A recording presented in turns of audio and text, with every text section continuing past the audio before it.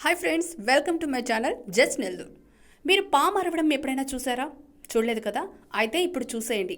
కరీంనగర్ జిల్లాలో తల పైకెత్తి వింత వింతగా ఓ పాము అరుస్తోంది. ఇప్పుడు ఈ అరిచే పాము కరీంనగర్లో హాట్ టాపిక్గా మారింది.